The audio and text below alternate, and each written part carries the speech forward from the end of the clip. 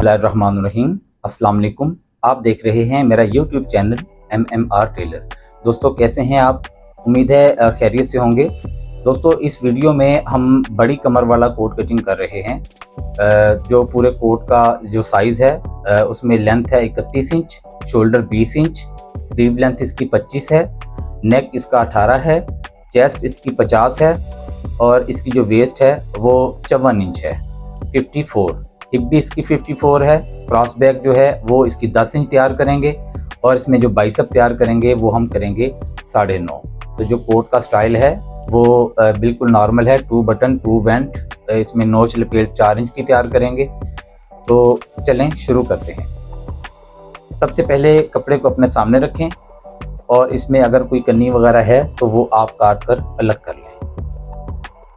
अब सबसे पहले ये जो कपड़े की टक्कर है यहाँ से मैं पौना इंच हटाकर 3 से 4 निशान लगा लूँगा और इसके ऊपर सीधी लाइन लगा दूँ।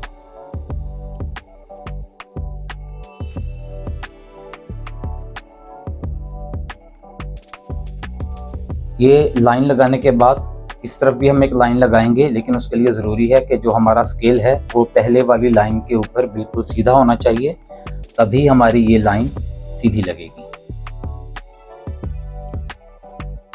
दोस्तों इसमें जो लेंथ है वो 31 है, लेकिन ये फ्रंट की लेंथ है। बैक की जो लेंथ है वो हम आधा इंच कम रखेंगे 30.5 पर। तो ये 30.5 पर मैंने ये बैक की जो लेंथ है उसका निशान लगाया। अब इसमें जो इसका घेरे का फोल्डिंग का जो मार्जिन है वो आप 2 इंच भी लगा सकते हैं, 1.25 भी लगा सकते हैं। तो ये मैंने 2 इंच का इसका फोल्डिंग का यहाँ मार्जिन दे दिया। अब यहाँ से हम चेस्ट की लाइन लगाएंगे, लेकिन उसके लिए एक मेथड समझना ज़रूरी है, क्योंकि ये 50 है इसकी चेस्ट। तो जो 50 चेस्ट है उसका यहाँ जो चेस्ट लाइन लगेगी उसका मैं आपको मेथड बता देता हूँ, और जो इसका शोल्डर डाउन होगा वो भी हम देखेंगे कि ये कितना बनता है। सबसे पहले स्केल को अपने सामने रखेंगे और एंची टेप को उठाएंगे और 6 इंच ऊपर, इस टक्कर से 6 इंच एंची टेप को हम ऊपर बढ़ा देंगे। अब 50 का तीसरा हिस्सा निकालेंगे स्केल से, तो वो ये बनता है 17.25। तो 17.25 के सामने हम ये अगर एंची टेप रख के देखते हैं 6 इंच इसके ऊपर उठाकर, तो ये बनता है 23.25 इसके सामने। ये देखें ये 25 और ये 50 का तीसरा हिस्सा और इसके सामने ये बना 23.25 यानी 45.5 इंच। अब जो इसका यहाँ से जो चेस्ट डाउन होगी वो भी 45.5 के हिसाब से होगी। 45 के हिसाब से भी हम कर सकते हैं, क्योंकि 45 का जो चौथाई हिस्सा बनता है वो 11.25 प्लस 1 सूत बनता है, लेकिन हम 11.25 भी रख देंगे तो चलेगा। तो जो इसकी यहाँ से चेस्ट लाइन है वो 45 के हिसाब से हम रखेंगे, और 45 का जो 24वां हिस्सा होगा वो हम इसका शोल्डर डाउन रखेंगे। तो ये चेस्ट लाइन मैंने रखी यहाँ 45 के हिसाब से। 45 का जो चौथा हिस्सा बनता है वो बनता है 11.25। अब मैं ये कमर लाइन लगाऊंगा। तो कमर इसमें जो लेंथ है वो 31 है। 31 का आधा किया तो 15.5, लेकिन हम इसमें 2 इंच बढ़ाकर 17.5 पर निशान लगाएंगे।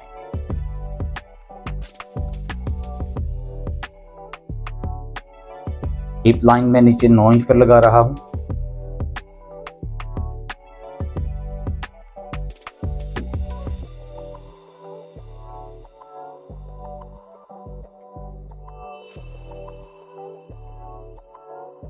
अब ये चेस्ट लाइन से ऊपर हम क्रॉस बैक की लाइन लगाएंगे, वो हम 45 का 24वां हिस्सा ही लगाएंगे।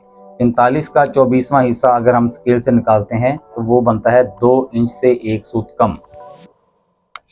तो 2 इंच से 1 सूत कम चेस्ट लाइन से ऊपर मैं एक निशान लाइन लगा रहा हूँ, ये क्रॉस बैक की लाइन है। और जो इसका शोल्डर डाउन है वो भी हम 2 इंच में 1 सूत कम 45 का 24वां हिस्सा।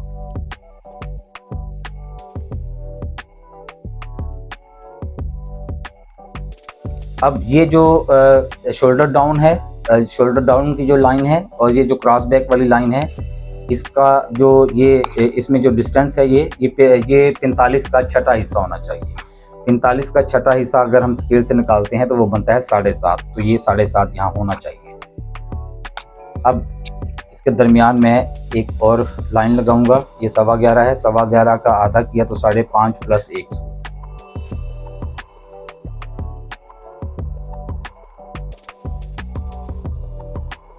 अब मैं यहाँ बैक में शेप दूंगा। अब देखिए इसकी जो चेस्ट है वो है 50 और इसमें जो वेस्ट है वो है 54।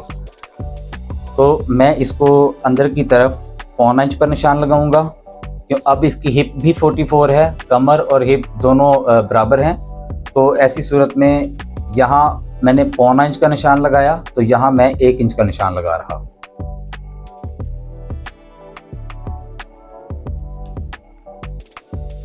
अब मैं इस निशान को ये कमर वाले निशान के साथ सीधा कर दूंगा।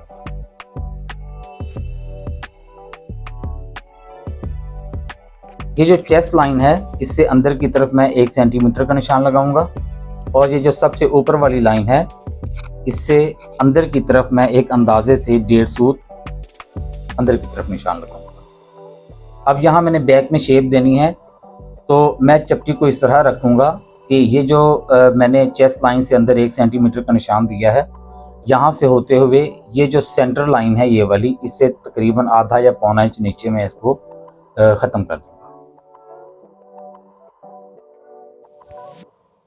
अब मैं चपटी का रुख पलटाऊंगा और इस शेप को ये जो मैंने अंदाजे से 1.5 सूत अंदर मारा है इसके साथ मिला दूंगा।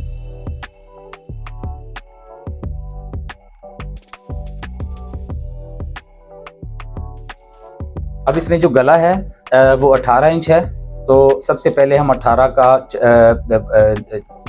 हिस्सा निकालेंगे स्केल से, छठा हिस्सा। तो 18 का छठा हिस्सा बनता है 3 इंच, लेकिन हम इसमें 1.25 इंच बढ़ाकर अगर देखें तो वो बनता है 3.25। 18 गला है, 18 गले का हम छठा हिस्सा निकालेंगे तो ये बनता है 3 इंच, लेकिन हम 1.25 इंच बढ़ाकर निशान लगाएंगे 3.25 इंच पर।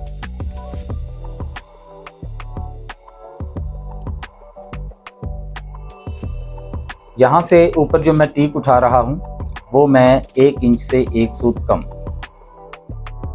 अब मैं यहाँ गले का राउंड बनाऊंगा।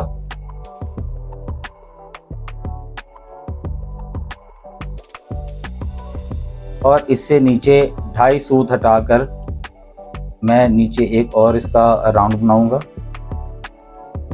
तो ये अंदाजे से ये 2.5 सूत और ये 2.5 सूत हटाकर मैं नीचे का एक और राउंड बना रहा हूँ।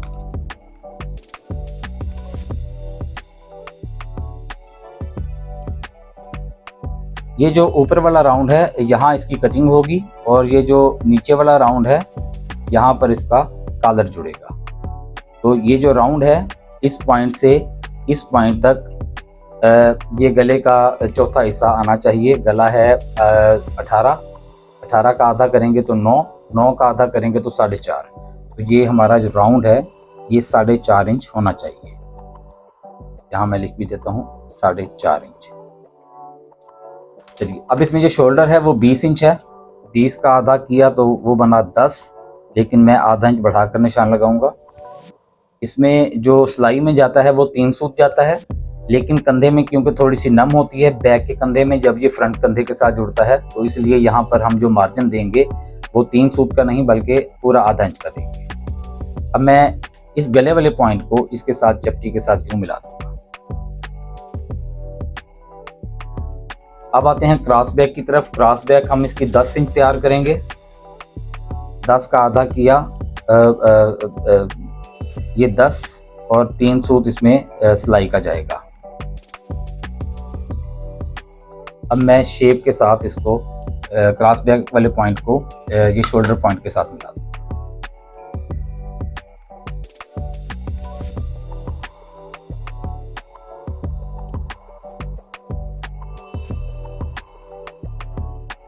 ये 3 सूत जो सिलाई में जाएगा।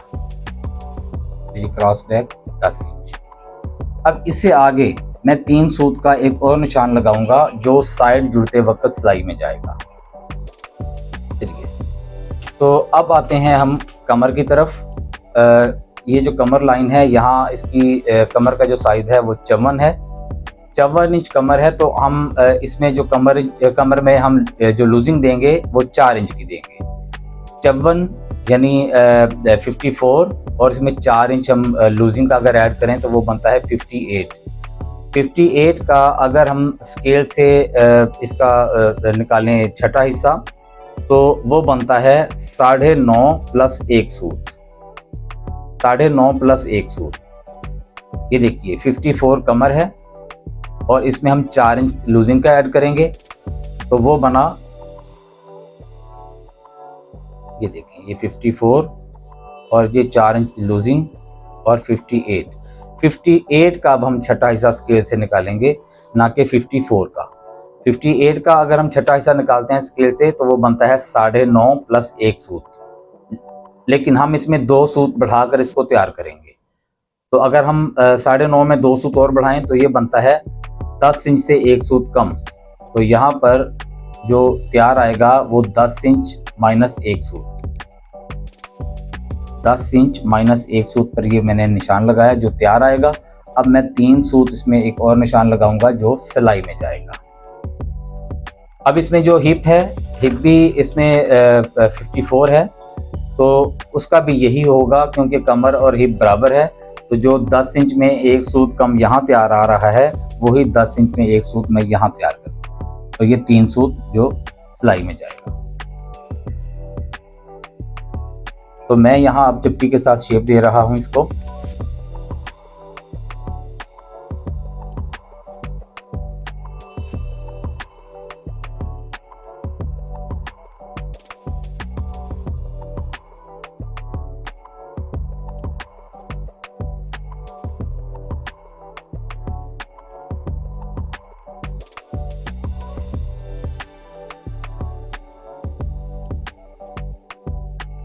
अब देखिए जो यहाँ पर इसका साइड चाक है वो हम लंबाई का तीसरा हिस्सा निकालेंगे और उससे 1 इंच कम वो तैयार कर देंगे।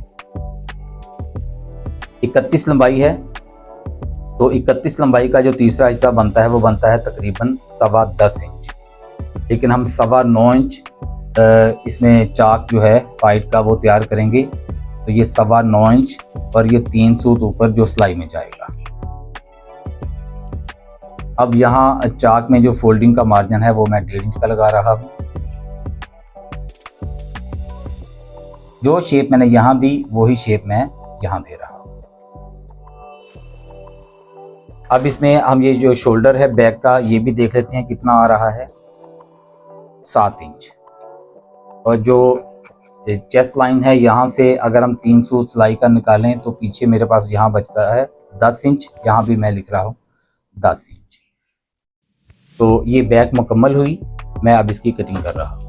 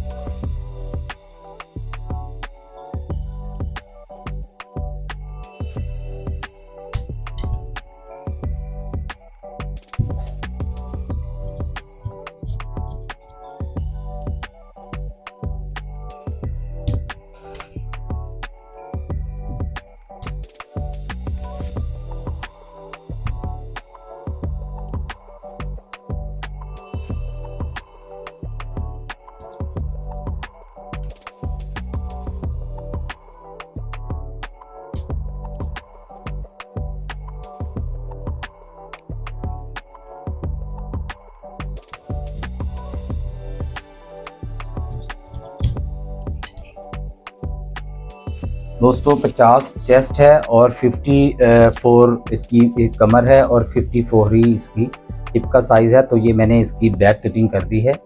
अब इसका जो फ्रंट है वो इंशाल्लाह मैं नेक्स्ट वीडियो में डालूँगा। तब तक के लिए इजाज़त चाहता हूँ। अपना ख्याल रखिएगा। अल्लाह हाफिज़।